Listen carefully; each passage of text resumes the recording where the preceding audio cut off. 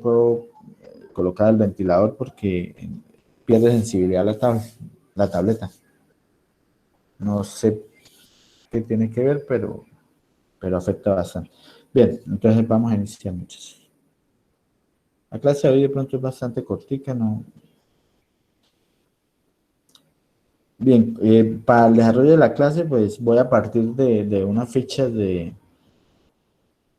del profesor Gerardo Leal, aunque yo he hecho varias modificaciones, pero la gran mayoría de la información es todavía la información original. Es un profesor de la Universidad Alonso de Ojeda, esta es una universidad de España, ¿listo?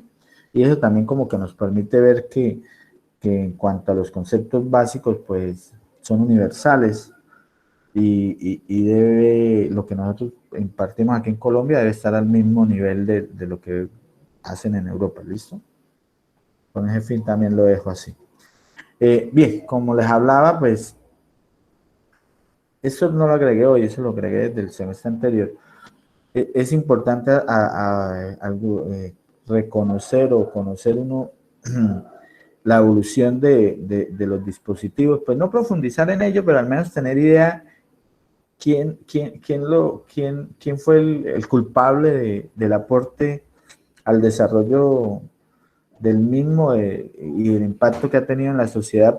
Por ejemplo, esta semana leí del diodo de nitrato de galio, que hoy día es fundamental para los televisores LED. Pero a veces es tan atrevido de decir, no, un simple diodo, que por ejemplo, en ese caso, un simple LED, porque uno a veces utiliza términos como muy folclóricos, pues fue el responsable que una persona que murió esta semana se ganara el premio Nobel de Física en el año 2014. Entonces, cosas como esas son las que uno debe ver, que aunque tiene dos terminales, llegar a ese producto final ha llevado un esfuerzo de muchos años de estudio y de investigación. Entonces, en el caso de los amplificadores operacionales, pues miren que no es algo que salió de ayer para hoy, sino que surgió por allá en 1964 y fue desarrollado por un ingeniero electricista que nosotros ya habíamos mencionado en clase y apoyado totalmente por una empresa, por la empresa Firechip. Realmente solamente por nombrarlo, tendríamos que profundizar en ello. La verdad no lo he hecho, entonces solamente para que lo tengan en cuenta. O sea, la persona que desarrolló la configuración de la fuente Wheeler es el responsable del primer amplificador operacional, que fue el UA702, desarrollado por la empresa Fairchild. Y de ahí en adelante han salido diferentes versiones. En el 65 el UA709 todavía se utilizan, lo podríamos buscar, pero el máximo exponente en cuanto a amplificadores operacionales por el mismo mundo de aplicaciones que podemos desarrollar con él, es el amplificador operacional UA741. Por ejemplo, yo tengo la costumbre siempre cuando me refiero al 741 de mencionar el LM741, que de pronto era el que más encontrábamos acá cuando era un estudiante y el que más llevan ustedes al laboratorio, que es de la empresa National Semiconductor. Pero este fue desarrollado en 1968 y ya no era de una sola empresa, sino vamos a encontrar que no solo lo fabrica la National, sino una cantidad de fabricantes. ¿Listo? Entonces,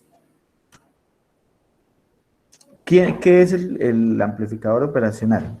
Es un dispositivo, muchachos, que nos va a permitir amplificar la señal en modo diferencial presente en la entrada. De ahí la importancia que viéramos el tema anterior. ¿Por qué?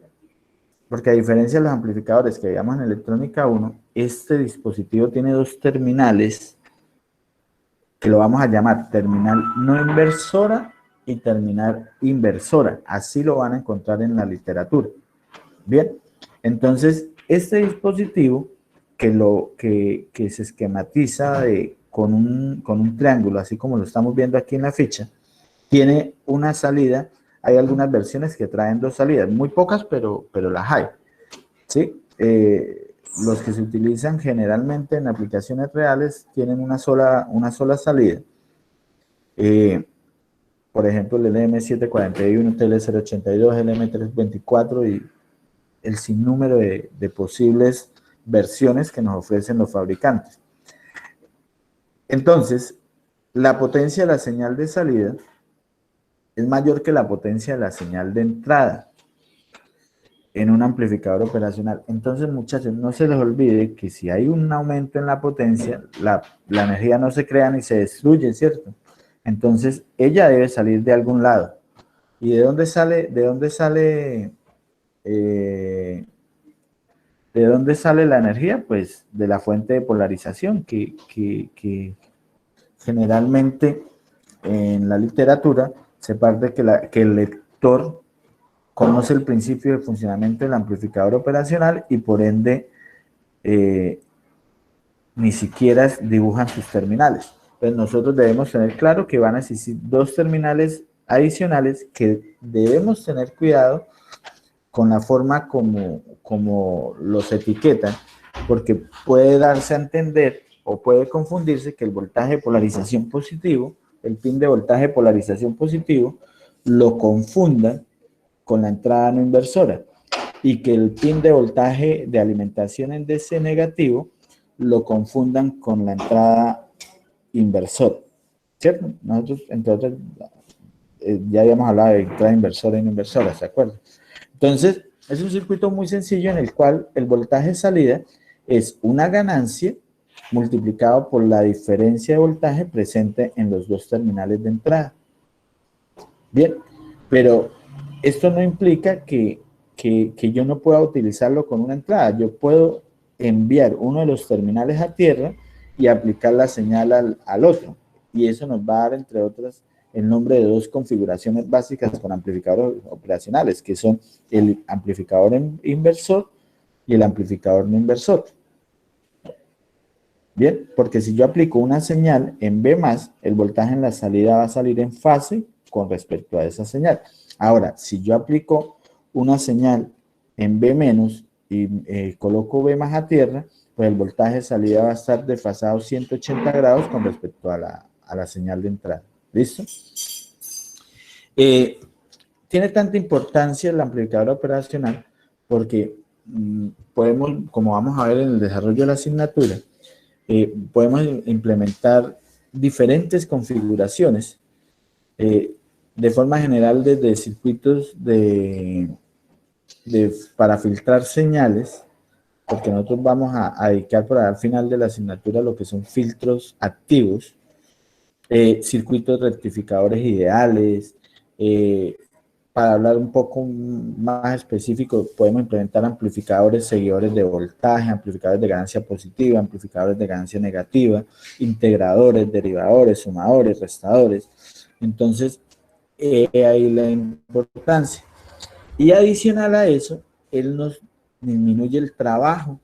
¿Por qué? Porque si yo quiero un amplificador de ganancia 100, con solo seleccionar el valor de dos resistencias, puedo obtener una ganancia muy estable, limitada en frecuencia y limitada en otros aspectos que luego vamos a profundizar, pero al fin y al cabo, en aplicaciones de baja frecuencia como las que ustedes como ingenieros electromecánicos van a conocer y van de pronto a desarrollar, a implementar, se convierten en elementos ideales. Bien, y ahí la importancia del amplificador operacional. Ahora, no nos podemos olvidar que aunque nosotros vemos el amplificador operacional de una forma tan sencilla como esto,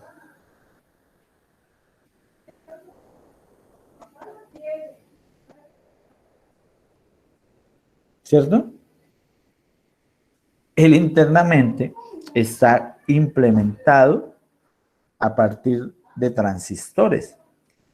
Entonces mire que en su interior tiene fuentes de corriente, por ejemplo, Wheeler, se utilizan configuraciones Darlington, se utilizan fuentes de corriente espejo.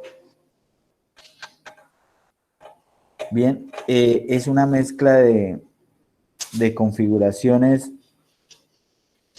NPN y PNP. Utiliza tecnología tanto NPN, transistores NPN como PNP, y aparecen un sinnúmero de configuraciones. Por ejemplo, la salida es push-pull, que deberíamos verlo al final de esta asignatura, pero probablemente no la, esto se llama multiplicador de emisor, no la vamos a alcanzar a ver. Es decir, debemos ser expertos en electrónica básica para poder comprender el funcionamiento de este circuito. Pero nosotros no vamos a entrar en detalle a la configuración interna, nos vamos a quedar con el dispositivo visto desde el exterior, desde afuera. Pero no se les olvide que él está implementado a partir de transistores. Yo tengo, bueno, mala fortuna que nosotros cuando yo vi electrónica 2, en mi caso pues en ingeniería electrónica, el primer previo, muchachos, de electrónica 2 nos recibieron con esta configuración. Ese fue el previo. Y una cantidad de preguntas acerca de esta configuración. Pues, evidentemente no nos fue tan bien, ¿no? Porque nosotros... Porque son una máquina, profe. ¿Cómo? Usted es una No, máquina, por ahora lo recibieron así. no, ¿cuál máquina? Cuando eso yo también sufría igual que ustedes, muchachos, no se preocupen. Y no, y todos lo sufrimos. Entre otras, lo tengo clarito porque esta semana hubo una noticia del profesor que dictaba esa materia, que se llama Genilberto López Conde.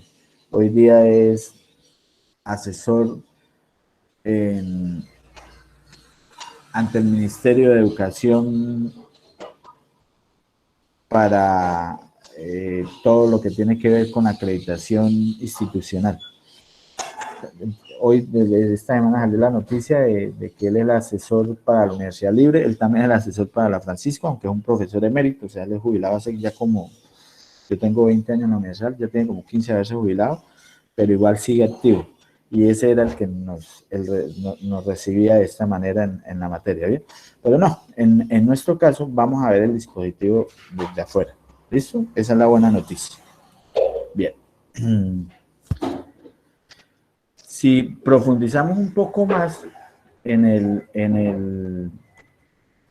empezamos a mirarlo no tanto al detalle, pero sí en su interior, viéndolo como un circuito en redes de 2 puertos, nosotros podemos decir que él tiene una resistencia de entrada, ¿bien? Va a tener una ganancia y va a tener una resistencia de salida. ¿Listo? ¿Por qué? Porque al final vamos a tener un puerto en la entrada, un puerto en la salida, unos voltajes de polarización. Ahora, en el caso de un amplificador de voltaje, si nosotros lo miramos desde las redes de 2 puertos, ¿cuál debería ser la resistencia de entrada? Si es un elemento ideal, muchachos. ¿Cómo debería ser la resistencia de entrada? ¿Grande, alta, baja, moderada? No, muy alta para que no se pasar corriente. Alta, ¿cierto? ¿Que tiende a qué? A Al infinito. infinito. La resistencia de salida, Más. ¿que tiende a qué? A cero. Y la ganancia de voltaje, pues uno diría alta. ¿Sí? Yo cambiaría ese término por adecuada o que pueda controlar. Cuando hablo de controlar, es ajustar a los requerimientos del diseño.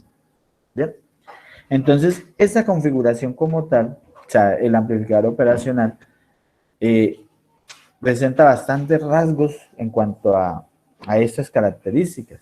Entonces, la resistencia de entrada no es infinita, pero es mayor a 10 a la 6. Generalmente está por ahí alrededor de 10, 100 megas, ¿bien? Pero es mayor a 1 mega. La resistencia de salida, aquí dice que es menor a 100 ohmios. Esto lo hemos comprobado en el laboratorio, muchachos. Esa resistencia de salida para los dispositivos comerciales es menor o igual a... Nosotros hemos llegado a poder establecer, si quieras,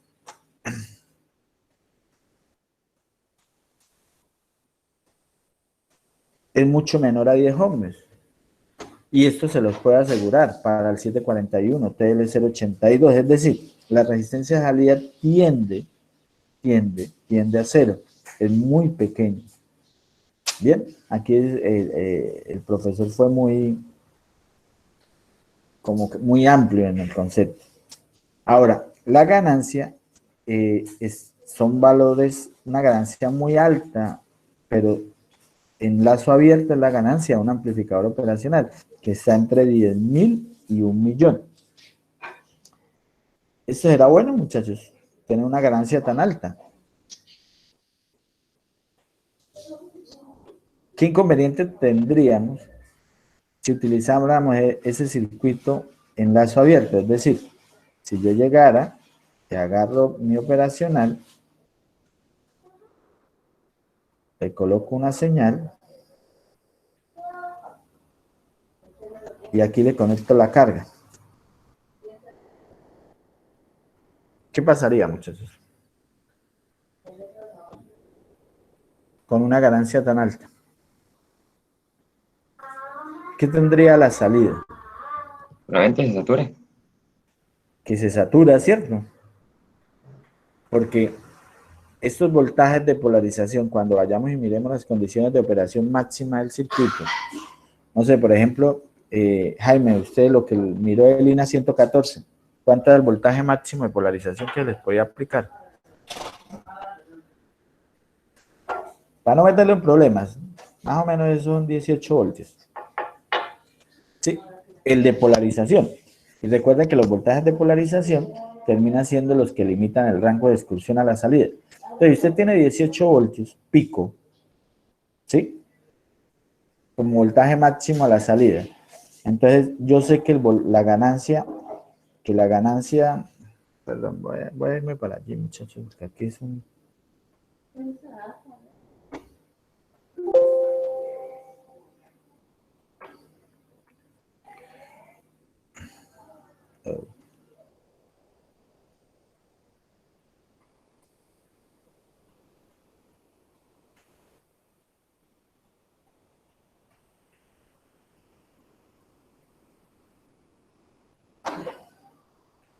Entonces, yo tengo que la ganancia es VO sobre Vin, ¿cierto? Teniendo en cuenta que en este caso Vin es B más menos B menos, ¿listo? Porque es diferencial. Entonces, miren que el voltaje de salida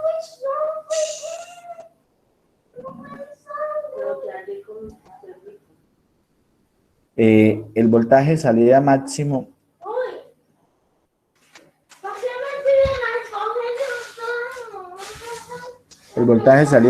es 18 voltios.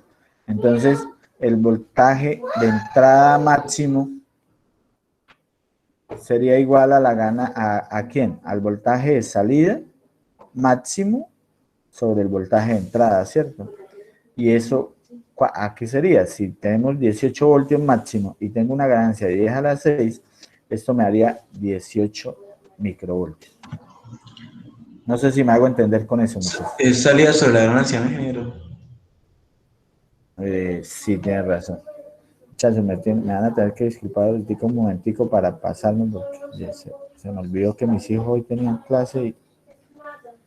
Bueno, ya ahora me cambio. De voltaje de salida sobre la ganancia. Esto me daría 18 microvoltios. En el caso de circuitos reales, por ejemplo, en el caso de los sensores comerciales que van a tener ustedes disponibles en la industria, ellos, cuando van y ustedes miran las condiciones de operación, el voltaje de salida de los sensores comerciales utilizan 20 milivoltios como voltaje de salida máximo. Entonces, ¿qué sucede si yo le aplico 20 milivoltios a esa configuración? ¿Qué sucedería, Carlos? Usted ya lo dijo. Va a saturar. Se va a saturar. Entonces, para adelantarles algo, el amplificador operacional no se suele utilizar. Si lo que yo pretendo es amplificar una señal de información, no se suele utilizar en lazo abierto, a no ser que quiera implementar un circuito digital donde requiera dos niveles, un valor máximo y un valor mínimo. Recuerden que en los circuitos digitales nosotros sí queremos que él tenga dos niveles, un voltaje máximo y 0 voltios, ¿cierto?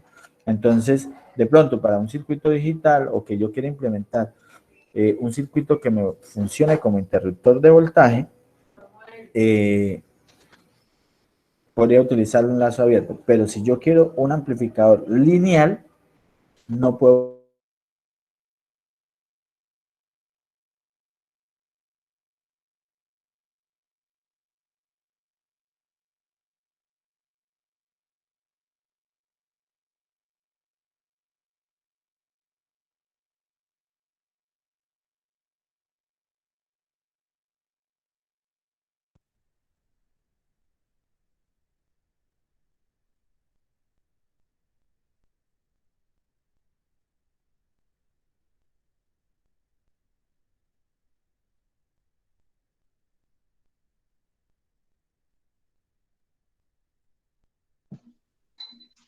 ¿El ingeniero? Característica. Ingeniero, Se quedó sin audio en la explicación.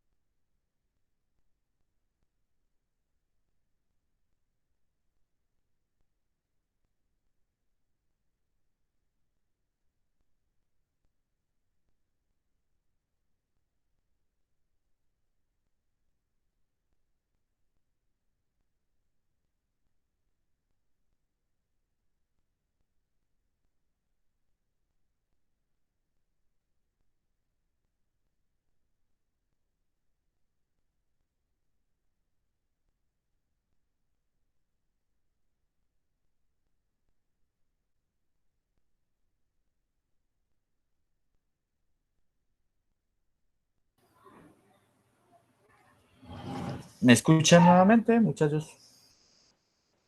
Sí, ingeniero. Ah, el internet está entre mis hijos. Sí, señor.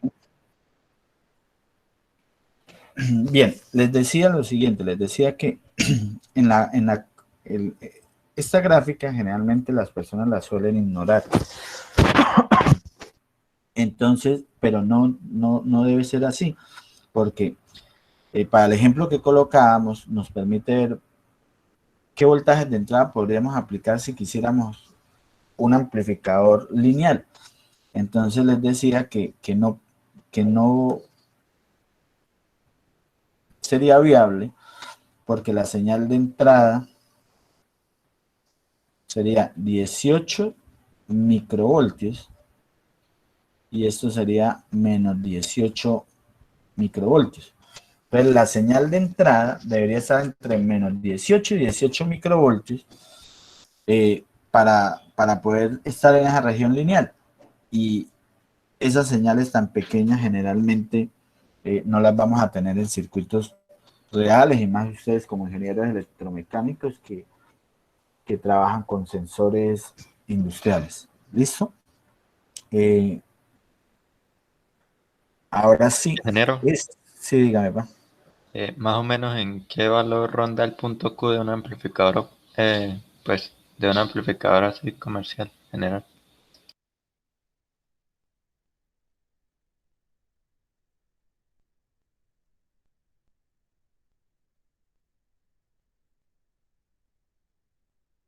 Se le fue el audio de nuevo. Yo sí creo. De hecho, ¿para qué habla, güey? Man, yo qué culpa. No, hay varios precios como 2.000, 1.500 pesos. No, él dice Q, No, el punto Q. el de operación. Ajá. Intercepta el voltaje medio con la corriente.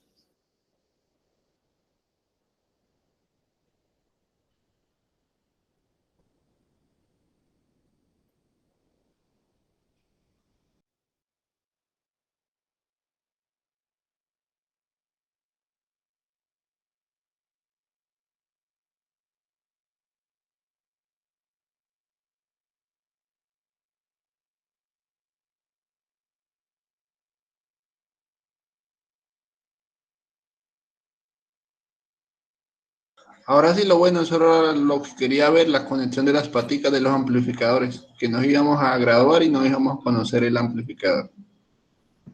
Sí, yo pensaba lo mismo. Yo estaba diciendo lo mismo, yo dijera que nos robaron amplificadores porque dijeron que lo veíamos en electrónica en la 1, que la veíamos en circuitos 1, que después en electrónica 1 y mire, lo estamos mirando en electrónica 2. Pero ustedes lo vieron en circuitos 1. No, No, decían no que lo lo veían, vieron. que Sí. no. Bueno, en mi caso me dijeron, no, eso se mira, lo vimos así a grandes rasgos, pero, ¿verdad? Y después dijeron, no, eso lo mira en electrónica 1. Y nada. Y hay un gran error en el Pensum que todavía no han corregido, que a ustedes los dejan ver sensores sin haber visto sin haber estudiado el operacional. Entonces, no sé cómo hacen para estudiar las configuraciones. No, no, le toca a uno ahí ya o sea, mismo desquitarse usted con video. Bueno, espero que a medida que vayamos avanzando, pues entiendan algunas cosas de pronto que quedaron por ahí en el aire. Porque el orden debería ser conocerlo, conocer las configuraciones básicas para poderlas aplicar cuando ven sensores, porque lo operacional se convierte en un elemento imprescindible para el desarrollo de acondicionadores de señal. Pero bueno, eso ya varias veces lo hemos hablado en el comité curricular y que van a hacer el cambio, pero no lo han hecho. Bien, eso, como les decía, muchachos, entonces hay algunas cosas que parecen tan sencillas, pero a veces son tan importantes como conocer el operacional real. O sea, el operacional real, en el caso del 741, es un circuito integrado de 8 pines. Este circuito integrado, cuando ustedes lo lean, Mostrando pantalla, ingeniero. Yo creía que estaba mostrando pantalla, pero por lo que usted me dice, no. Espera. Gracias, Juan. Esperemos a ver si al cambiarme a la red móvil mejora, porque siempre que mis hijos se conectan a Zoom, de una vez, inicialmente cuando se conectan, se me cae a mí la reunión en mí. Ya después cuando ellos están en clase, pues no hay problema, pero en el momento de la conexión no sé por qué se da esa situación. Bien, ahí sí están viendo la presentación, muchachos. Sí, ingeniero. Listo. Entonces, esto sí es muy importante porque es la práctica, ¿no? Es la práctica porque no lo debemos conocer. Que a ustedes uno los manda generalmente, por ejemplo, cuando ven un curso de introducción a ingeniería eléctrica, vayan, implementen un circuito. Y ustedes ven videos, como dicen, y lo implementan. Pero de ahí, o cuando hacen esos cursos de robótica, que ustedes lo que hacen es copiar lo que alguien hizo y la verdad uno puede fácilmente discernir que lo hacen por inercia y no porque conozcan lo que están haciendo. ¿A qué hago referencia? A que, por ejemplo, yo tengo aquí ese es el circuito integrado real, ¿cierto? Entonces, ese empaquetado, cuando ustedes van y miran el empaquetado, o sea, cuando hablo del empaquetado es la forma física y la forma como se distribuyen los pines en un circuito integrado. Entonces ustedes van a encontrar que en el datasheet dice que es un encapsulado DIP. Y ustedes eso ni idea, ni siquiera van y miran a qué hace referencia. Entonces, ese encapsulado DIP. ¿Por qué? ¿De dónde viene DIP? De Dual Impact. Bueno, esas son las siglas en inglés. ¿Eso qué significa? Que el elemento trae terminales, pines, o como dicen los españoles, patitas, porque así lo encuentran en algunos libros, o patas, en dos de los lados de sus caras. Entonces él trae pines acá como los vemos y va a traer pines aquí al lado contrario, de ahí que sea dual. ¿Listo? O sea, el encapsulado trae pines en dos de sus lados. Ahora, eso primero.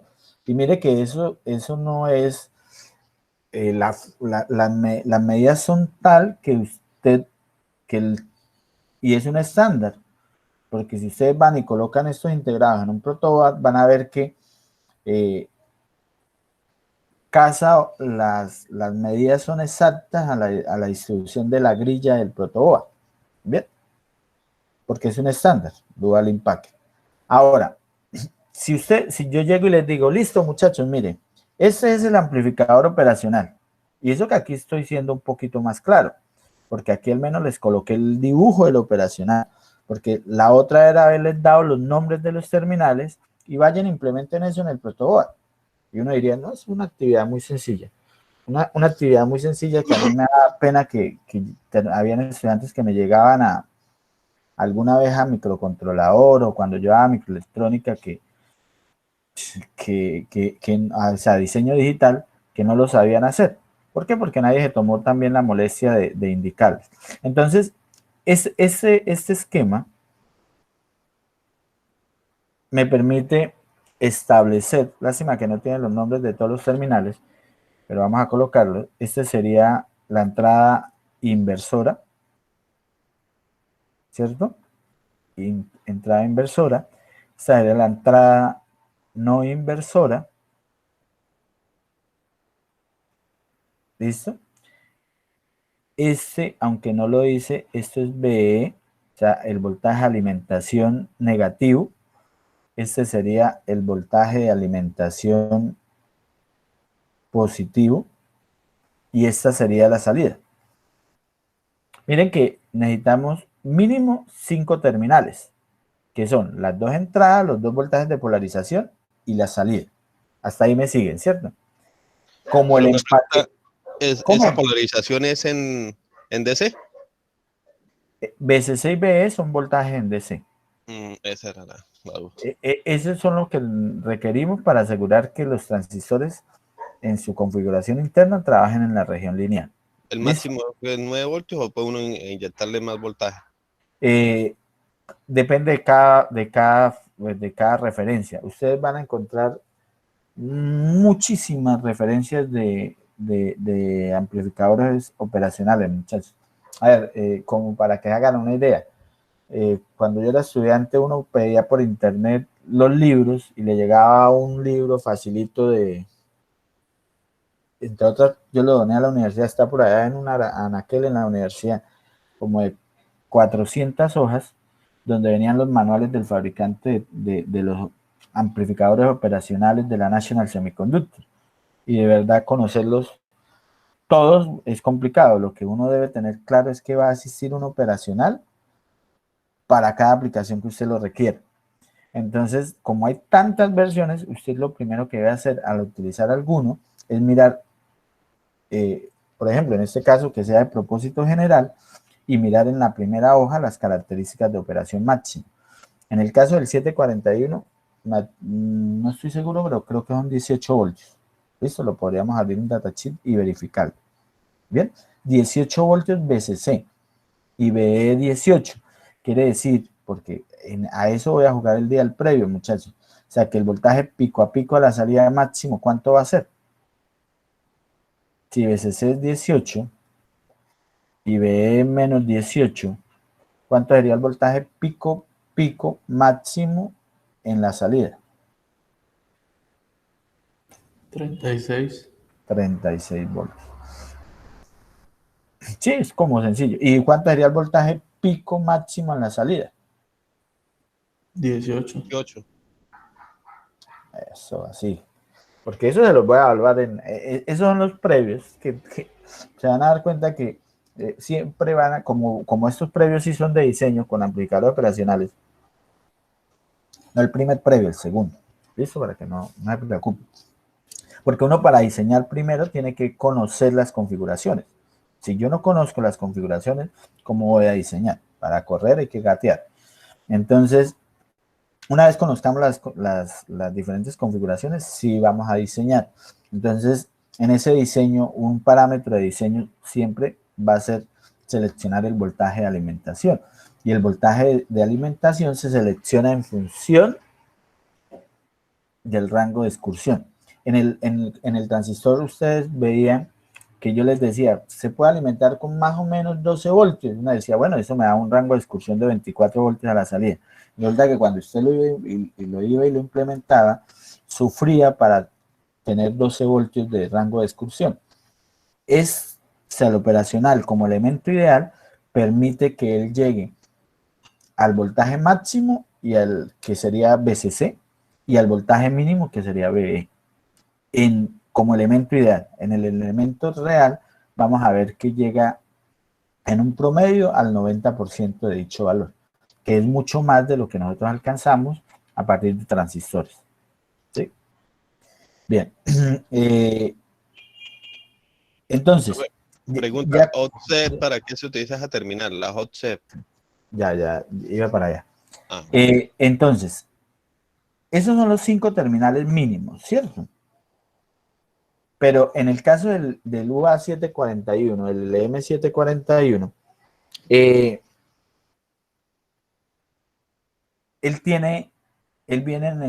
vienen generalmente encapsulados de 8 pines, 4 en un lado y 4 en el otro. Entonces, los otros 3 terminales, ¿qué hacen? El voltaje offset, que lo vamos a ver cuando veamos las condiciones no lineales del operacional, se utiliza para ajustar el voltaje DC a la salida del operacional. ¿A qué hago referencia? En teoría, si el voltaje de entrada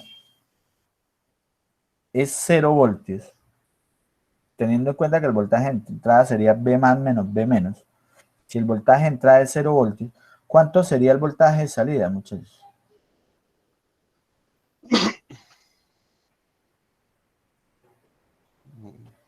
No lo duden, por lógica, ¿qué sería? ¿O es necesario que coloque la ecuación? No, sea en serio. No, 0. Cero, ¿cierto? Sin miedo, 0. Si no está entrando señal, 0.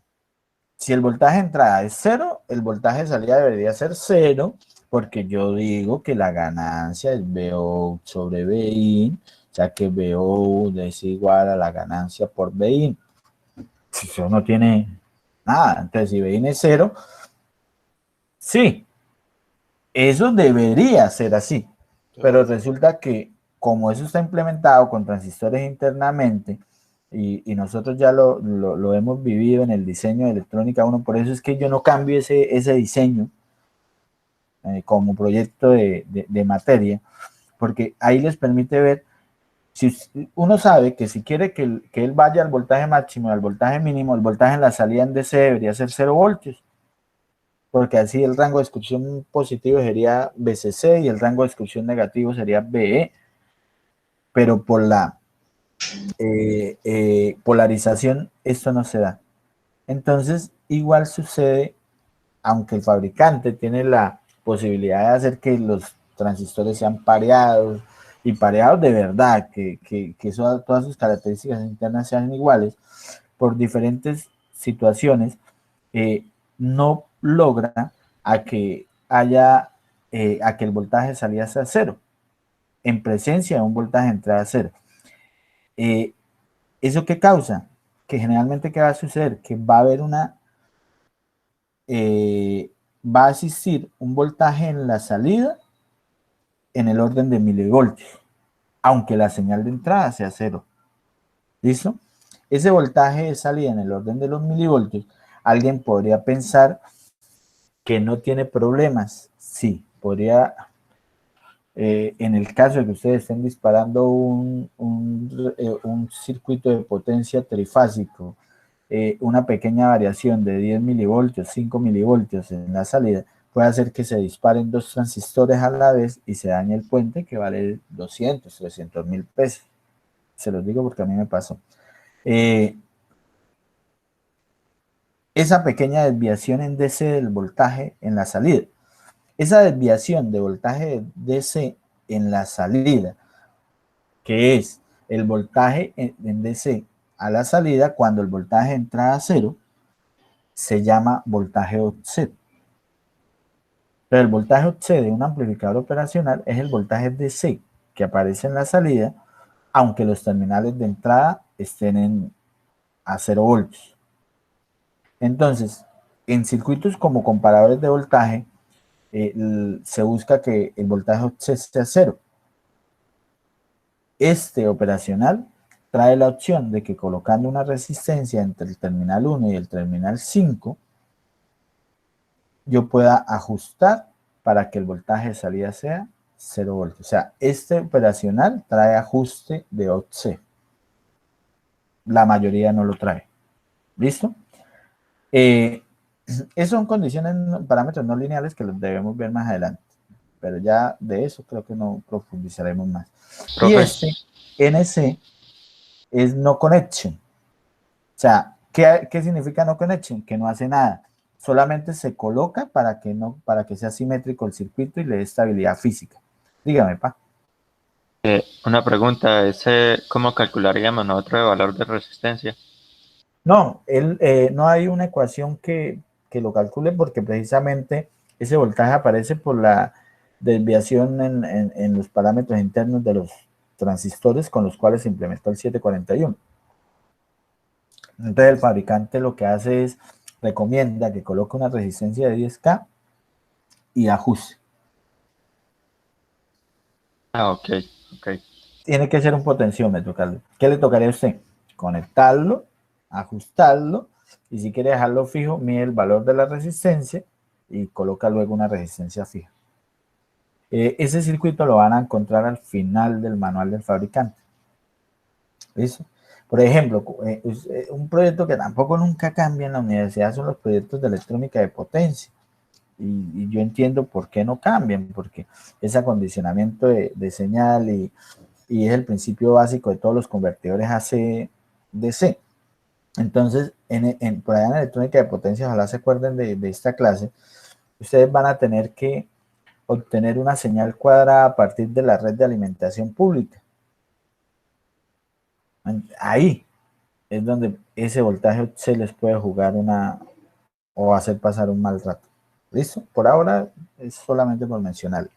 Bien, entonces, listo. Y yo les digo, móntenlo en protoboard. Móntenlo en protoboard un circuito tan sencillo como es. Me estoy demorando mucho acá, muchachos, pero bueno. Entonces vamos a suponer que van a montar este circuito. Esto es R2, esto es R1. lo van a ver más adelante, que eso es un inversor de voltaje, y aquí V más va conectado a tierra. Evidentemente, pues hay que polarizarlo, VCC, VE, y colocarle una carga, si se quiere, para tener un voltaje a la salida. Listo. Les doy las dos resistencias, les doy el operacional y móntenlo. ¿Por dónde deben iniciar ustedes, muchachos? ¿Qué es lo primero para poder montar este circuito? ¿Qué deben hacer? Analizar la ganancia. No, se supone que yo ya les dije que la ganancia era 100, entonces si era un diseño, pues la calculan, pero nada, el profesor es muy buena gente. Ya les dijo que ese circuito era 100, entonces R2 era 100K y R1 era 1K. Ya, yo se las dije.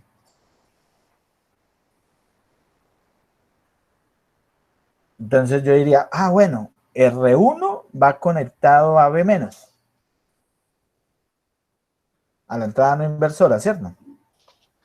Entonces, la entrada no inversora, ¿quién es? El pin 2. La pregunta del millón. ¿Y quién es el pin 2 acá? Recuerden que aquí están las otras patas, ¿no? Que no las estoy mostrando. Los otros terminales. Profe, Pues, por donde está la imagino que el muesca. cabezal, donde está la muesca, muesca. se representa la cabecita gris ese que sale en el esquema. Ajá. La muesca, y ahí empieza en sentido antihorario a contarse. En sentido antihorario. Tiene toda la razón, ¿no? Pero eso lo debemos saber y no todo el mundo lo sabía. Muchas veces viene aquí un punto también. Además de la muesca viene un punto, indicando que este es el terminal ¿qué? 1.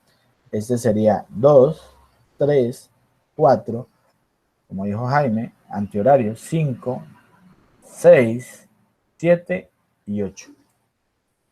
No sé si lo sabía.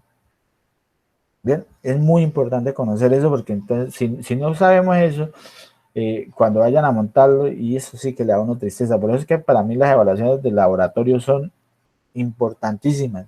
Eso fue copia del ingeniero, bueno, lo del cuaderno fue copia del ingeniero Gallego, lo otro sí fue que tratando de mirar una forma de obligarlos a ustedes a que realmente se esfuercen en conocer algo, porque cuando uno es ingeniero, imagina un técnico está montando un circuito y no, déjeme ver, y no, que uno no sepa ni siquiera identificar los pines de un integrado, si de verdad queda tristeza, ¿cierto? Entonces, esa es la forma, muchachos, es un estándar. Usted ubica la muesca mirando desde la parte superior y el pin a la izquierda de la muesca va a ser el pin 1 y va aumentando en sentido antihorario hasta el pin 8. Y por ejemplo, bueno, ustedes no creo que hayan montado tantos circuitos. Bueno, en sensores deben haber montado muchos esquemas. Yo me imagino la cantidad de daños que harían porque confundían los terminales del mismo. ¿Listo? No sé si hasta ahí hay alguna pregunta, muchachos.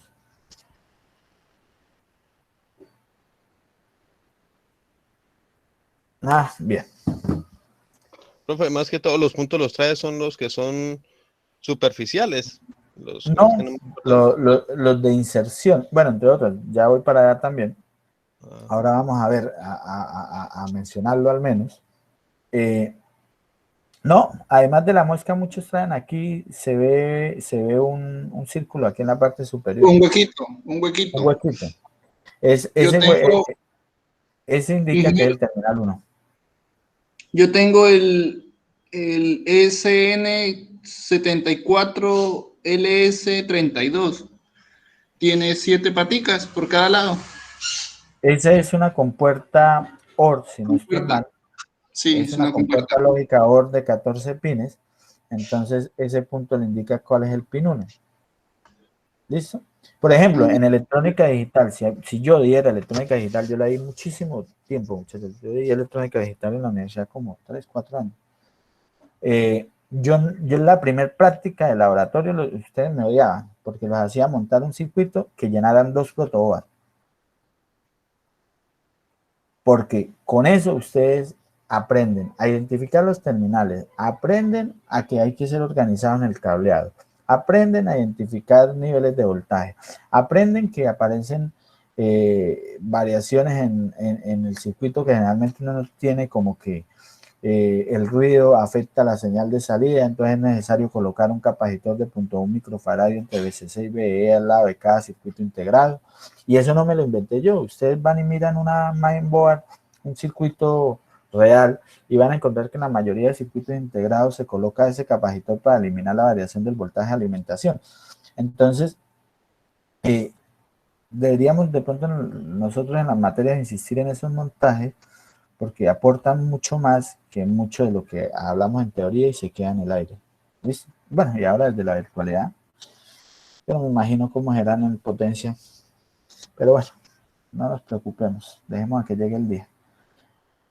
Bien, ahora, no es el único encapsulado, muchachos. Mire que por ejemplo, existe este otro tipo de encapsulado donde viene el mismo 741, pero viene en una forma física totalmente diferente, ¿cierto? Es circular y esta muesca es la que nos va a permitir nuevamente identificar que ese es el terminal 1, 2 en sentido antihorario, ¿listo? Y este sería el terminal 8. Vienen los mismos 8 terminales de que hablábamos. Ahora, también, en este caso, el 741, también hay una versión de 14 pines, como el que me decía esto, Ervington. Entonces, ¿qué hago yo? Identifico la muesca. ¿Listo? Esa es la muesca. ¿Cuál sería el terminal 1, muchachos? ¿A o B? A. Ah, cierto. Entonces sería 1, 2, 3, 4, 5, 6, 7. Y el que está por aquí atrás 8, para que finalmente este sea el terminal 14. ¿Listo? Y fíjense que en este caso, pues esto ya es historia. Difícilmente conseguiríamos esto integrado, porque si lo que yo quiero es reducir espacio y utilizo un integrado de los cuales 7 pines funcionan y 7 son solamente de adorno, lo que implica utilizar más espacio en el protoboard en un circuito real, pues no tiene sentido, ¿no? Pero sí existe una versión de 14 pines del 741. Ahora, debemos tener en cuenta que nosotros en la universidad pues nos quedamos con los circuitos integrados de inserción. ¿Qué significa inserción? Que cuando uno va a los circuitos impresos, muchachos, vamos a hablar de una cara de componentes y vamos a hablar de una capa de soldadura. Sí me hago entender con eso, muchachos. Sí, Es decir, sí, trata de explicarlo, Jaime, a ver si me ayuda. hay una, por ejemplo, la parte de, pues que sería arriba, la inferior y la superior, o sea, un lado, por el lado de atrás se solda y por el lado de adelante se incrustan. Sí, entonces usted lo incrusta por una cara y al lado contrario de esa cara, al respaldo de esa cara, usted coloca los puntos de soldadura. Por ahora, en la universidad, en la academia, pues son los circuitos integrados que se utilizan porque el protoboard viene de esa forma. O sea, lo que el protoboard me evita es colocar el punto de soldadura, pero tienen que traer los terminales de inserción para poderlo utilizar, ¿cierto? Para que entre en la grilla y haga la conexión y poderlo hacer las pruebas pertinentes. Pero la industria hoy día es esta. O sea, esto prácticamente va a terminar siendo académico y esto es lo que hoy día vemos en la industria.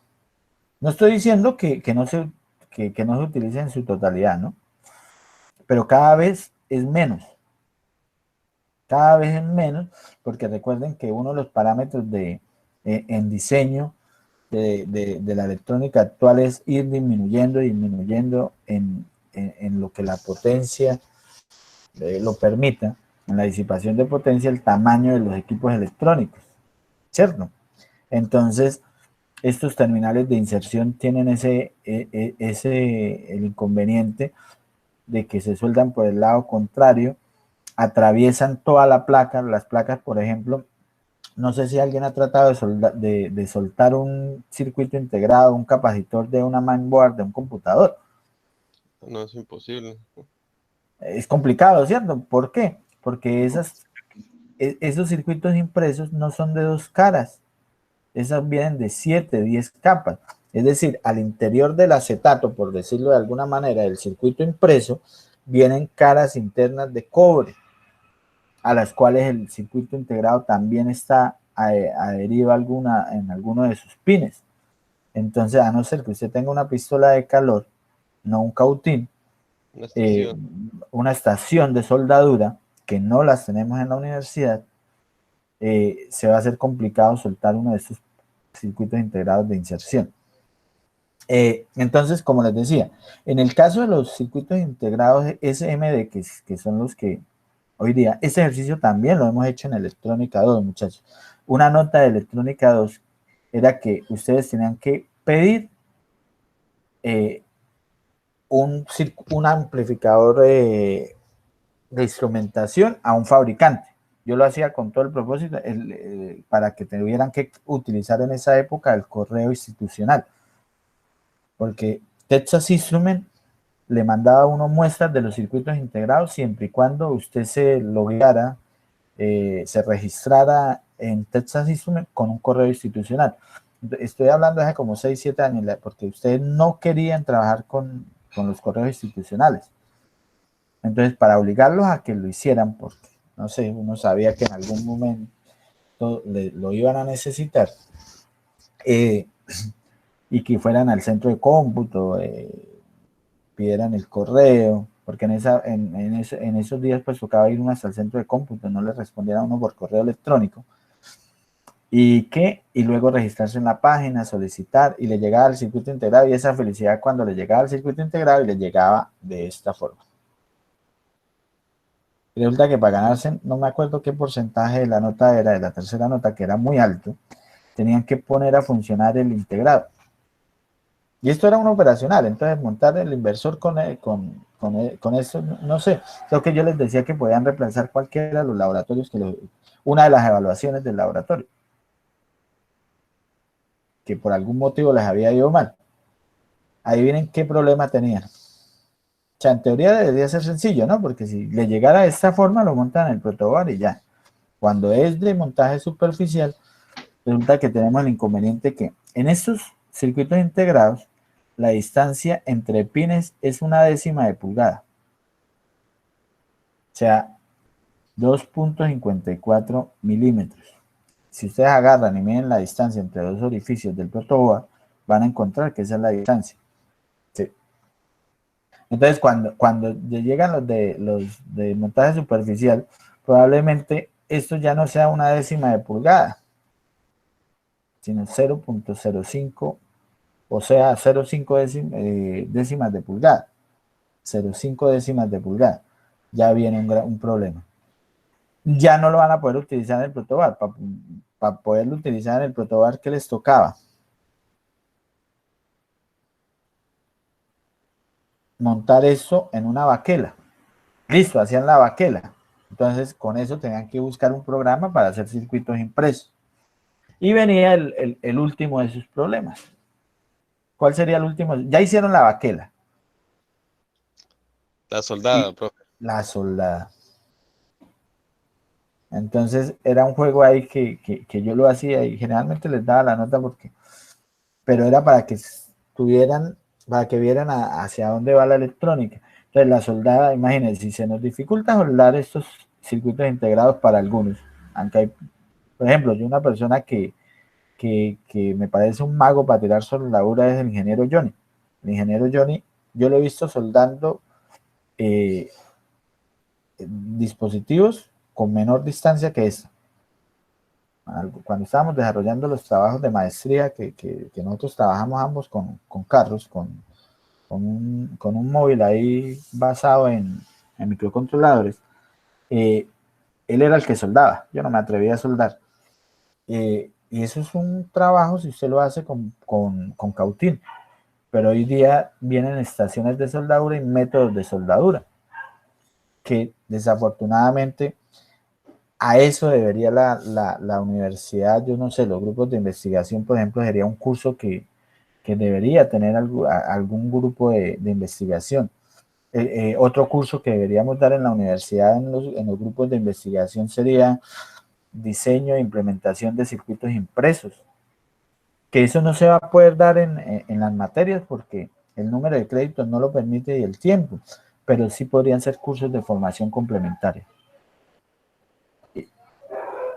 Usted se imagina, por ejemplo, estudiantes del SENA, estudiantes de otras instituciones de educación, probablemente se matricularían en esos cursos, porque es que aprender a soldar y desoldar un circuito integrado, eso en el caso de por ejemplo, telefonía celular, que es una manera de obtener recursos, ¿no? Pero como la electrónica al final se justifica en que está más hoy día hacia cambiar las tarjetas que cambiar circuitos integrados, por eso no se realiza. Pero es algo que nosotros tenemos esa limitación en la universidad. En la universidad no tenemos una estación de soldadura. Sí tenemos una máquina para desarrollar impresos, pero nos faltaría estaciones de soldadura. Yo no las sé hacer, pero deberíamos profundizar en ello. ¿Sí? Ahí les dejo la inquietud. Es horrible. ¿Cómo? ¿Qué dice, Carlos? ¿Qué problema es soldar? A mí la verdad me va mal en eso. En soldar. ¿Cómo? ¿Me ¿En escuchan? soldar? Sí, Sí, no, dígame. terrible. Hago unos puntos de soldadura enormes. Es que el solo hecho de colocar un punto de soldadura con cautina es un problema. Por eso era que, por ejemplo, a mí me gustaba en electrónica 1 que ustedes hicieran las puntas. Bien, pero es que de verdad el número de semanas ahora y los contenidos pues no nos permiten hacer esas, aunque yo no soy un experto en soldadura, ¿no? Les aclaro, pero al menos uno le da los conceptos básicos para que lo hicieran de mejor manera. Por ejemplo, ustedes le suelen colocar la soldadura en el cautín y luego colocarla a los pies.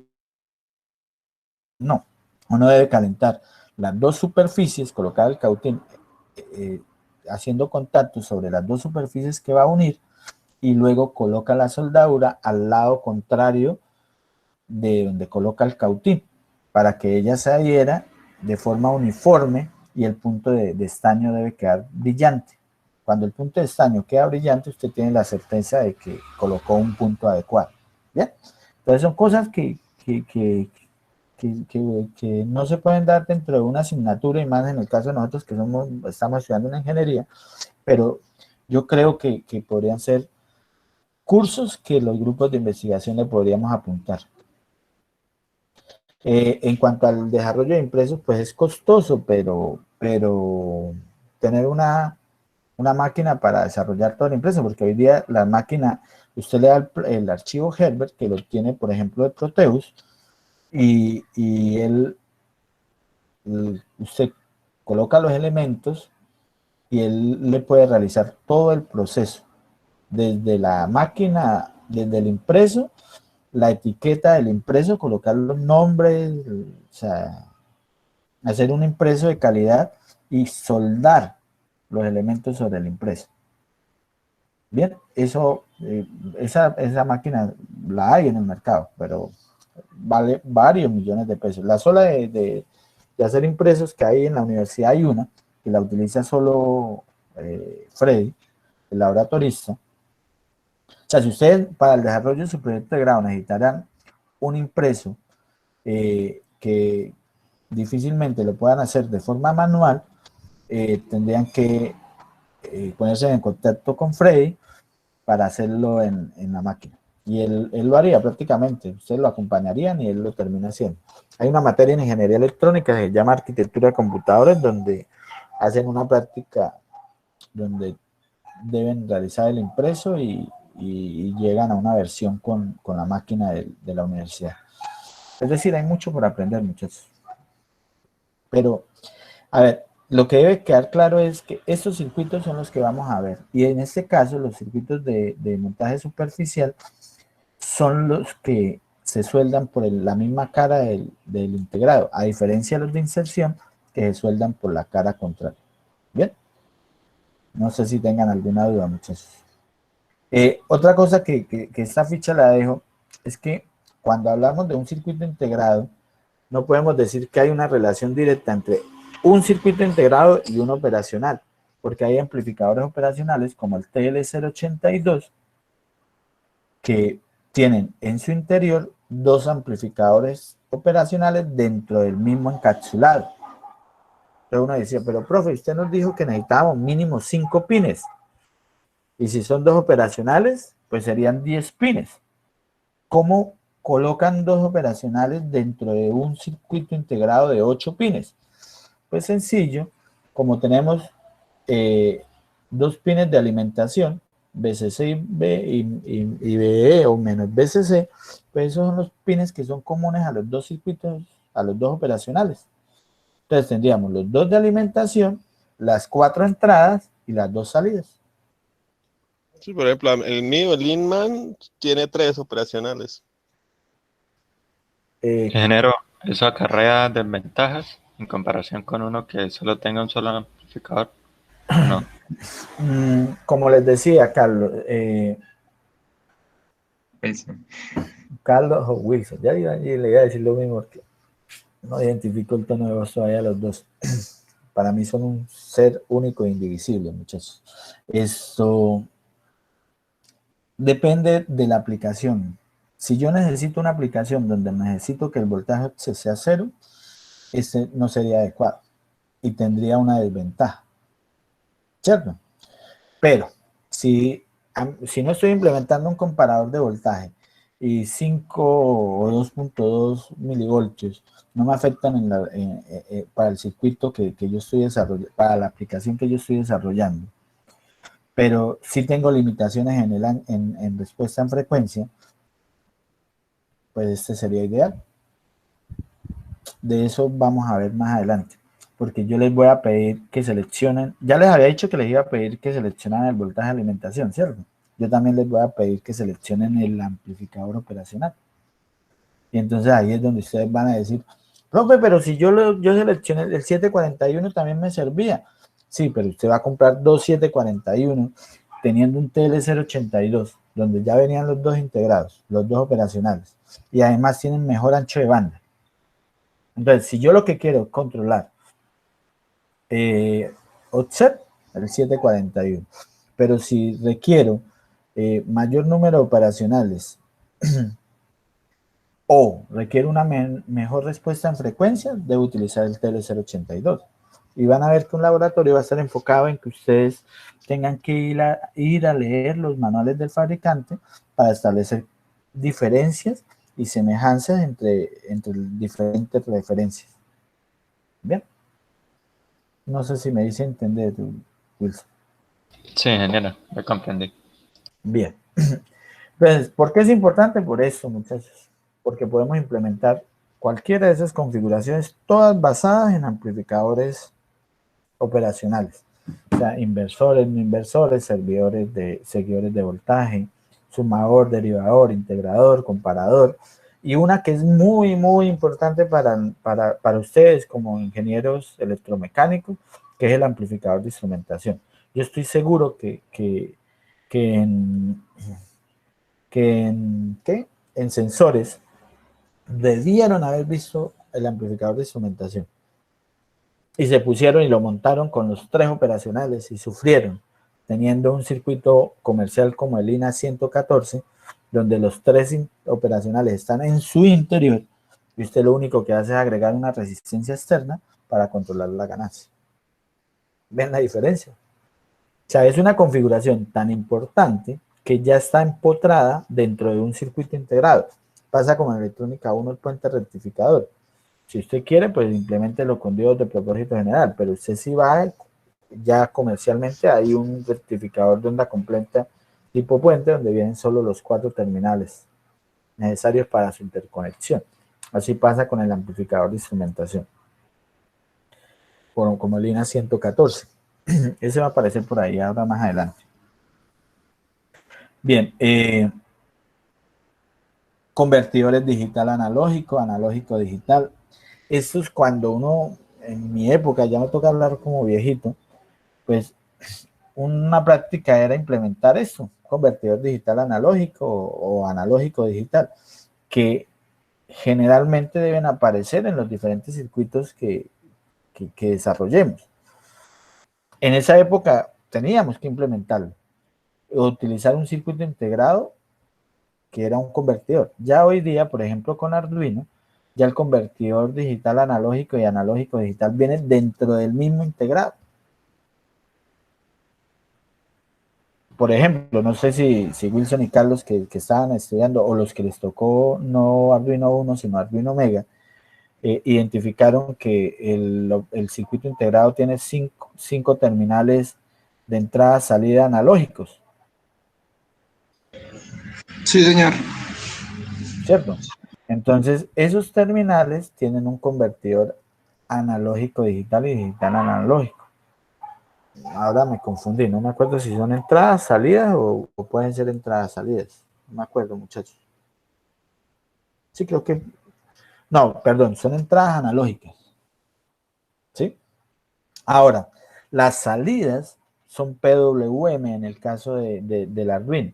Entonces, son entradas analógicas, entonces él tiene un convertidor analógico digital, donde usted coloca una señal que varía, por ejemplo, de 0 a 5 voltios, y él le entrega una cadena de unos y ceros, un valor de 0 a 255 en función de la amplitud de la señal de entrada. Eso, o sea, cada uno de los terminales de entrada del Arduino, de las 5 entradas que tiene Arduino 1, tienen un conversor analógico digital. ¿Ven? Y en el caso de la salida, nosotros el Arduino tiene la capacidad de entregar. Generalmente, por ejemplo, usted obtiene estos terminales son con salida digital, es decir, me entregan un voltaje de 0 o 5 voltios. Pero ¿qué hace Arduino? Arduino tiene una sentencia, una instrucción que me permite generar una señal PWM a la salida de ese pin. Y termina, no tiene un convertidor digital analógico, pero me permite tener un voltaje de 0 a 5 voltios en un pin de salida. Aunque el pin es de salida digital, es un pin PWM, donde yo hago una modulación de la señal de salida para obtener un voltaje, por ejemplo, de 2,2 voltios a la salida. No sé si me hago entender. Aunque el nivel de salida es 0 o 5 voltios, al utilizar la opción PWM, yo puedo controlar la amplitud de voltaje, tener 255 valores diferentes de voltaje a la salida. ¿Listo? No sé si me hice entender, pero ojalá a medida que vayamos viendo la asignatura También el ciclo de trabajo se puede controlar. en el PWM, no. Si usted utiliza la instrucción, no, Carlos. Porque la instrucción simplemente, ahora se me olvidó la sentencia, eso que el semestre pasado hice un curso de eso. Él en función del valor que usted le entregue, él le entrega un voltaje de 5. O sea, usted coloca en la instrucción un valor de 0 a 255 y de esa manera controla el voltaje de C a la salida. Eso nos permite controlar la velocidad de un motor. Por ejemplo, si yo estoy haciendo un carrito, yo no le voy, si cuando el carro llega a una curva, yo lo mando a que gire a la misma velocidad que venía en la línea recta, probablemente él se va a salir, si es un seguidor de línea. Entonces uno, ¿qué es lo que hace? Utilizar la salida PWM para que cuando llegue a la curva, cuando él vaya a girar hacia la izquierda o derecha, él disminuya la velocidad. ¿Cómo? Utilizando la instrucción PWM. ¿Listo? Eso ya sería tema más de microcontroladores, ¿no? Pero es como para ambientarlos. Y finalmente en la asignatura, pues vamos a trabajar con los filtros activos y vamos a diseñar filtros de primer orden, segundo orden, filtros activos, ya sea pasa bajo, pasa alto, pasa banda o rechaza banda, como los quieran llamar. De esto no, es el último capítulo de esta asignatura, se lo vamos a dedicar a eso. Y estas configuraciones, las demás, las vamos a ver entre lo que queda de esta clase y la próxima, las dos siguientes. Listo, más o menos 6 horas debemos dedicarle a eso. Bien, entonces, inicialmente vamos a ver el amplificador operacional como un elemento ideal. ¿Listo? Y como elemento ideal, yo estaba seguro que ustedes lo veían en circuitos, porque uno cuando veía este tema, muchachos, aparece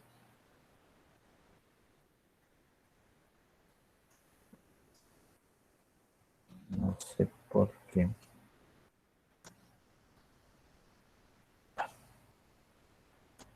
El tema de amplificadores operacionales como elemento ideal aparece en todos los libros, bueno, en todos no sería tan atrevido, en la mayoría de los libros de electrónica, en el primero o segundo capítulo del mismo, porque ven el operacional como elemento ideal. ¿Listo? Bien. Entonces, este circuito, ¿qué sería? ¿Qué será? ¿Un inversor o un amplificador no inversor, muchachos? ¿Ustedes qué creen? No inversor. ¿Por qué sabe que no es no inversor? Que el voltaje de entrada es el Porque el mismo que voltaje de cae en entrada el está en nodo el entre las terminal dos positivo. resistencias. ¿Cómo uno solo? No sé, uno de los dos. ¿Cómo puedo identificar que esto es un amplificador inversor o no inversor? Así, sin necesidad de hacer las ecuaciones. Ya ahora que haga las ecuaciones, pues van a ver por qué. O sea, en las ecuaciones, si es inversor, pues nos va a aparecer en la ganancia al menos. Y si es no inversor, en la ganancia nos va a aparecer sin signo, ¿cierto? Eso ya lo tenemos, podríamos decir, claro. ¿Sí? Ahora, ¿por qué yo soy tan atrevido de decir, no, muchachos, díganme si es inversor o no inversor? Yo lo último que espero es que ustedes de memoria identifiquen la configuración. Si uno sabe que la memoria es lo primero que se le olvida a uno, que se aprende de memoria. Es porque, ¿qué debemos discernir? Que si la señal de entrada entra por el terminal no inversor, ¿sí ven ahí el más? Entonces me indica que la salida va a estar en fase con ella. Es decir, si la entrada entra por el no inversor, es un amplificador no inversor.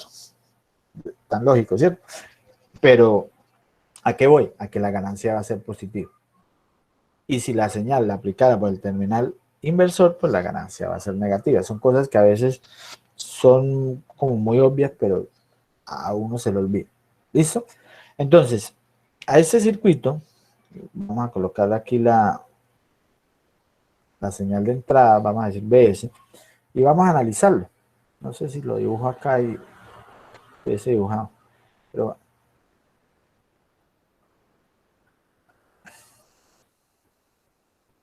¿cómo hacemos el análisis? Debemos tener claro esto que está marcado aquí en el circuito, muchachos, que la corriente, cuando lo vemos como elemento ideal, la corriente que viene por I más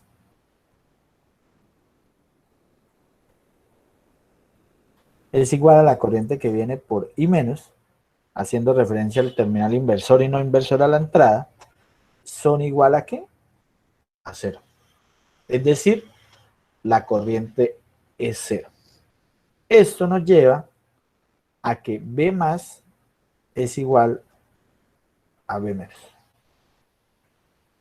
Eso es todo lo que debemos saber para el primer previo, muchachos, acerca del operacional. De ahí en adelante son técnicas de análisis de circuitos. O sea, que la corriente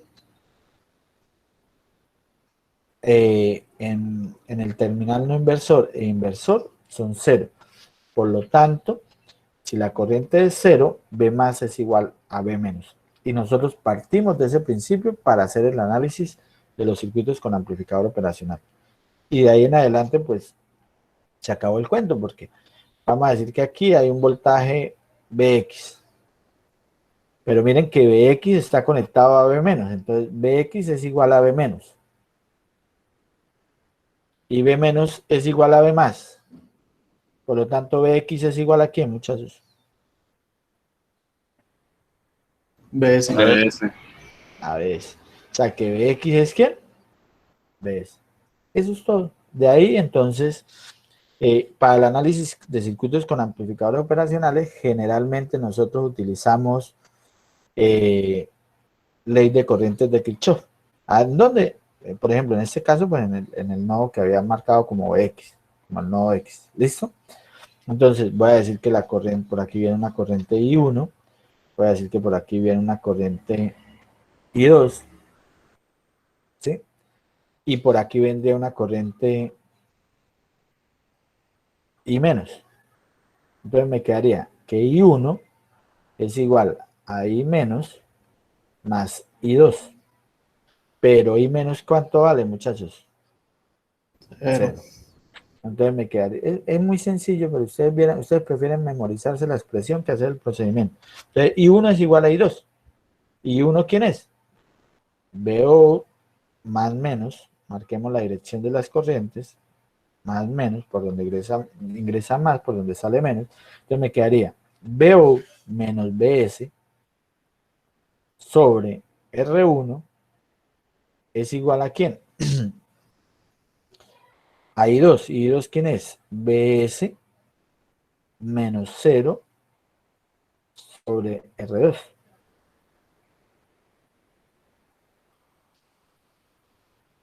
¿Listo?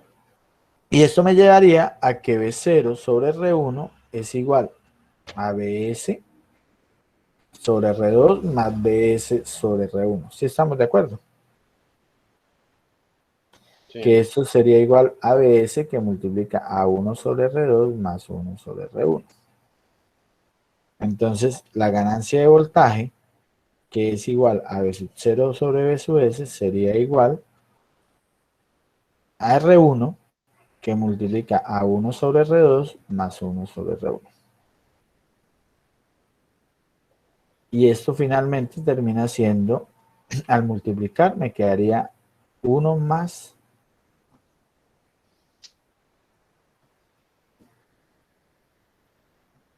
sí, porque esto me daría R1 sobre R2 más R1 sobre R1. Entonces, la ganancia del amplificador no inversor de esta configuración es 1 más R1 sobre R2. Y eso es todo. ¿Listo? ¿Alguna duda, muchachos? Entonces, si yo les digo, diseñe un amplificador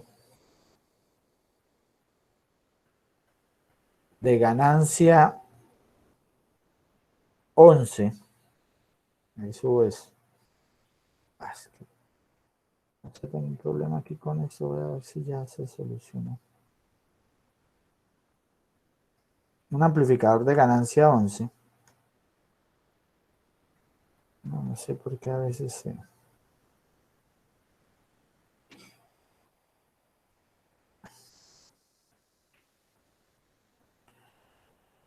De ganancia 11.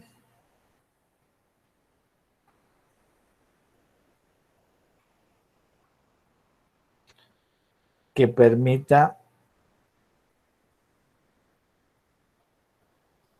tener a la salida un voltaje pico máximo, voltaje pico, ¿no? Aunque ahí sería redundante, de 12 voltios. ¿Cómo harían ese super diseño, muchachos? Pues si es con nueva configuración, eligiendo los valores de resistencia tales que la ganancia me dé 11 y también analizando BS tal que sobre ese valor pues me siga dando el 11. Pensaría yo, ¿no? Ese es el procedimiento. Primero que todo, seleccionar la topología, ¿cierto? Entonces, esa es la misma que vimos arriba. Generalmente uno la suele ver así. La van a encontrar. A esto lo llamamos R1 y a esto R2. ¿Qué hago yo en los previos? Les cambio el nombre de la resistencia y ya con eso devuelven un 8, muchachos. Cosas como esas son las que hago en los previos. Entonces, como es la misma topología, ya sé que la ganancia me da 1 más R1 sobre R2. Entonces, como me dicen que la ganancia es 11, entonces termina dándome que R1 sobre R2 es igual a 10. La que R1 es igual a 10 R2. Selecciono R2, asumo R2, un valor comercial, digamos, por ejemplo, un K, y por lo tanto R1 va a ser igual a 10 veces R2, que es igual a 10K. Y de esa manera tendría, de una forma muy sencilla, un amplificador de ganancia 11. Ahora, no he terminado el diseño. Me dice que el voltaje pico de 12 voltios. Para que el voltaje pico sea de 12 voltios, eso debe ser igual a VCC y que tiene que ser igual a VCC, digámoslo así, para no ponernos en conflicto. Entonces, ¿eso qué quiere decir? Que aquí va VCC y por lo tanto el otro iría a menos VCC, que sería igual a ¿cuánto? A 12 voltios y menos 12 voltios. Bueno, si agregué el menos sería 12. Bueno, sí, menos 12 voltios, para decir que ese terminal va a 12 voltios. Y eso sería todo el diseño, muchachos. Eso, si lo vemos así. Pero, ¿qué hacíamos nosotros cuando mirábamos una configuración con transistores? ¿Nos quedábamos solo con la ganancia, muchachos? ¿Qué otros parámetros estudiábamos? Punto de operación. La polarización ya la establecimos. Aquí ya establecimos, es muy sencilla. La R de entrada y de salida. Pero Jaime, póngale cuidado para terminar la idea de lo que usted me decía. En el caso de los amplificadores operacionales, sí, con transistores establecíamos el punto de polarización. En el caso de los amplificadores operacionales, el punto de polarización es seleccionar los voltajes de alimentación. ¿Listo? Ahora, tienen razón sus compañeros. ¿Qué nos falta determinar para cada configuración? La resistencia de entrada y la resistencia de salida. Entonces, ¿cuánto es la resistencia de entrada de esa configuración?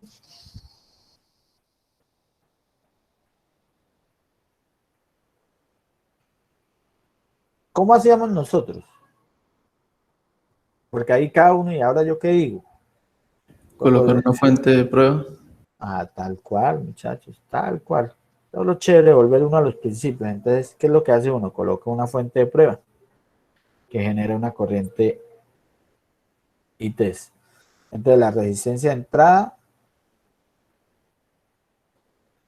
sería BTES sobre ITES, ¿cierto? Y miren que en este circuito ITES es igual a ¿quién? 0. Hay más que es igual a 0, tiene toda la razón. Por lo tanto, la resistencia de entrada, ¿cuánto es? Tiende a infinito. Infinito.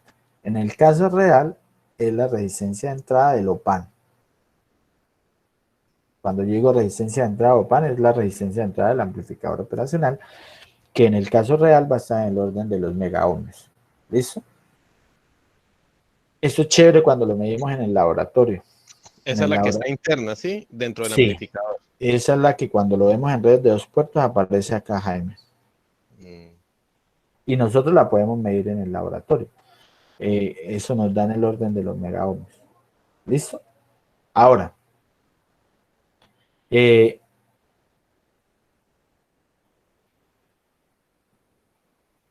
faltaría la resistencia de salida.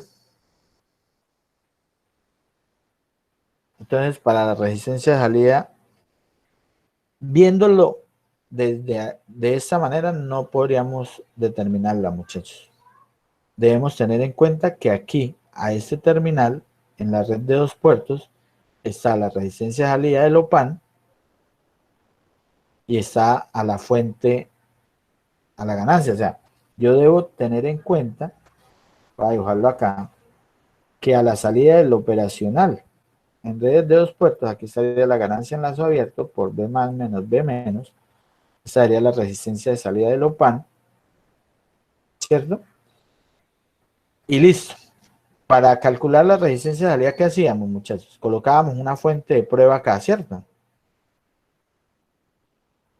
Pero antes de colocar esa fuente de prueba, ¿qué hacíamos con la señal de entrada? No, tierra. Hacíamos 0, ¿cierto? Si hacemos 0 la fuente, B más va a ser igual a B menos, que sería 0, o sea que este nodo queda, ¿qué? A 0. Por lo tanto, aquí me quedaría R1. Aquí me quedaría BTES y aquí me quedaría ITES. Ahora, si el voltaje de entrada es 0, ¿cuánto es esta fuente que es controlada? ¿Cómo hago set? ¿Cuánto sería esta fuente? Se abre. 0. 0. Entonces, no, recuerde que como es una fuente de voltaje se cortocircuita. Sí. ¿Listo? Entonces, miren que al final me quedaría la resistencia de salida del OPAN en paralelo con R1. Y aquí estaría la fuente BTES y la BTES. Entonces, siendo exactos, no sé hoy qué le pasó a esto, pero bueno. Siendo exactos, la resistencia de salida sería igual a la resistencia de salida del OPAN del amplificador operacional, la interna, esa está al interior, esa no la podemos, nosotros, no es un elemento discreto, ¿cierto? En paralelo con R1. Pero ¿qué sucede? Que en un paralelo domina ¿quién? La menor. Y como esta, les dije que era menor a un ohmio, en todas las configuraciones con amplificadores operacionales, muchachos, la resistencia de salida es la misma resistencia de salida del OPAN. Y esto es lo que hace que sea tan útil implementar circuitos con amplificadores operacionales. ¿Por qué? O sea, la resistencia de salida es la resistencia de salida del operacional, ¿listo? Y por lo tanto, la resistencia va a ser, en la mayoría de los casos, menor a un ohmio, o en el orden de unidades de ohmios. Bien, ¿eso de dónde lo vamos a sacar? Del datasheet. Si no tenemos el datasheet, nos toca medirlo en el laboratorio, que la práctica del laboratorio consiste en eso. Es más, yo podría hacer una actividad de laboratorio de que midiéramos la resistencia de salida de la forma como lo hacemos en el laboratorio, que eso lo hice en el vacacional con los muchachos de ingeniería electrónica, haciendo el mismo procedimiento que hacemos en el laboratorio. Lo que pasa es que como tenemos tantos temas en electrónica, de ingeniería electrónica, no nos podemos dar ese gusto, pero lo podríamos hacer. No es sencillo porque hay que tener en cuenta que a medida que yo le coloque, ¿se acuerdan que tocaba colocar una resistencia de carga, cierto? A medida que yo disminuyo, y que esa resistencia debe ser aproximada a la resistencia de salida. Entonces, cuando yo coloco la resistencia de carga para medir la resistencia de salida y la coloco en el orden de ohmios, eso va a hacer que la corriente en la salida aumente. Y resulta que una limitación importante en los amplificadores operacionales es que manejan corrientes muy pequeñas a la salida. Por lo tanto, el rango de excursión va a disminuir y hay que hacer un juego en eso. Pero bueno, para terminar, muchachos, ¿por qué creen ustedes que esto es una característica muy importante que hace que los operacionales sean utilizados en gran medida? ¿Cuál era el problema cuando acoplábamos una etapa con otra con transistores? Se cae la ganancia. Se caía la ganancia por el factor, por el divisor de voltaje que se formaba, ¿se acuerdan? Porque entre una etapa y la otra se iba a crear un divisor de tensión. Al ser esta resistencia de salida tan pequeña, ese divisor sería la resistencia de entrada de la etapa 2, por decirlo de alguna manera, sobre la resistencia de salida de la etapa 1 más la resistencia de entrada 2, para colocar un ejemplo. Como esto tiende a 0, este valor tiende a ser 1. Entonces, el factor de acople entre las etapas tiende a ser 1, lo que lo hace ideal para implementar amplificadores multietapa. Entonces, los operacionales me permiten colocarlos en cascada, uno detrás de otro, y la ganancia total va a ser el producto de las ganancias individuales, porque el factor de acoplamiento es 1. Por eso es tan importante eso. Y esa resistencia es para cualquiera de las configuraciones que vayamos a ver, la de salida. En cambio, la resistencia de entrada sí va a variar dependiendo de la configuración. Bien, muchachos, hoy quería, pues, generalmente pues alcanzo a analizar la segunda configuración, pero hablé mucha cháchara hoy, y no, y que inicié tarde. No crea, esos 5 minutos marcan. Pero eso es lo que vamos a hacer. Vamos a analizar cada una de las configuraciones en cuanto a ganancia. Digamos que entre resistencia de entrada y resistencia de salida, pero no va a ser así. Va a llegar, vamos a ver las básicas en esos 3 parámetros. Después nos vamos a enfocar en la ganancia, en una expresión para el voltaje de salida, porque no siempre vamos a determinar ganancia. La ganancia en los circuitos amplificadores. Pero en el circuito integrador o derivador, o en un sumador o un restador, pues no vamos a hablar de la ganancia, sino una expresión del voltaje de salida. ¿Listo? Por hoy yo creo que dejamos ahí. Yo voy a detener el video de la clase, muchachos. Esta clase